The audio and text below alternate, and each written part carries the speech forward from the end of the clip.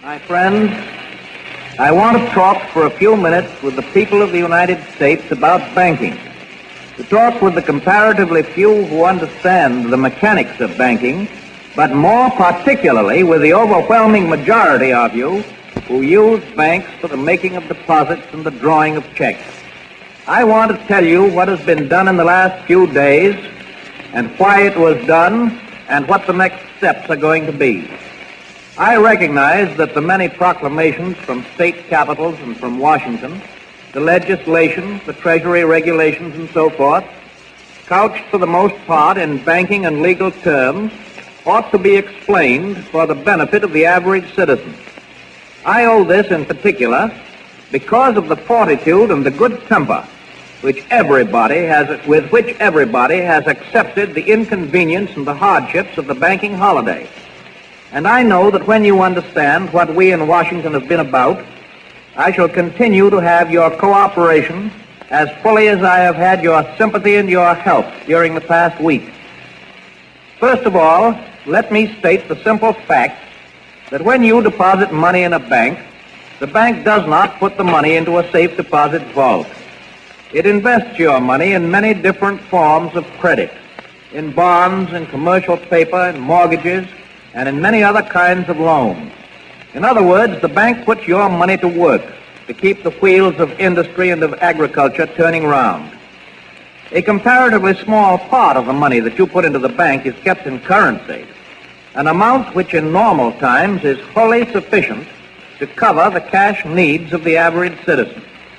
In other words, the total amount of all the currency in the country is only a comparatively small proportion of the total deposits in all the banks of the country.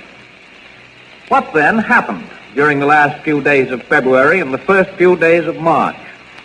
Because of undermined confidence on the part of the public, there was a general rush by a large portion of our population to turn bank deposits into currency or gold. A rush so great that the soundest banks couldn't get enough currency to meet the demand. The reason for this was that on the spur of the moment, it was of course impossible to sell perfectly sound assets of a bank and convert them into cash except at panic prices far below their real value. By the afternoon of March 3rd, a week ago last Friday, scarcely a bank in the country was open to do business. Proclamations closing them in whole or in part had been issued by the governors in almost all of the states. It was then that I issued the proclamation providing for the national bank holiday, and this was the first step in the government's reconstruction of our financial and economic fabric. The second step, last Thursday, was the legislation promptly and patriotically passed by the Congress, confirming my proclamation and broadening my powers so that it became possible, in view of the requirement of time, to extend the holiday and lift the ban of that holiday gradually in the days to come.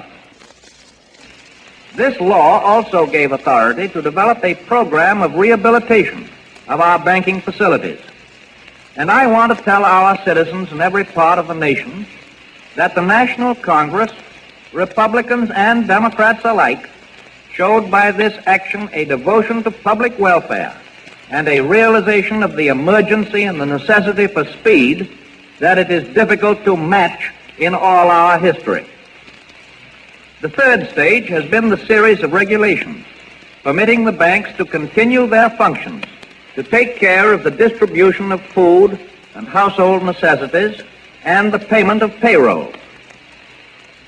This bank holiday, while resulting in many cases in great inconvenience, is affording us the opportunity to supply the currency necessary to meet the situation. Remember that no sound bank is a dollar worse off than it was when it closed its doors last week. Neither is any bank which may turn out not to be in a position for immediate opening. The new law allows the 12 Federal Reserve banks to issue additional currency on good assets, and thus the banks that reopen will be able to meet every legitimate call. The new currency is being sent out by the Bureau of Engraving and Printing in large volume to every part of the country. It is sound currency because it is backed by actual good assets.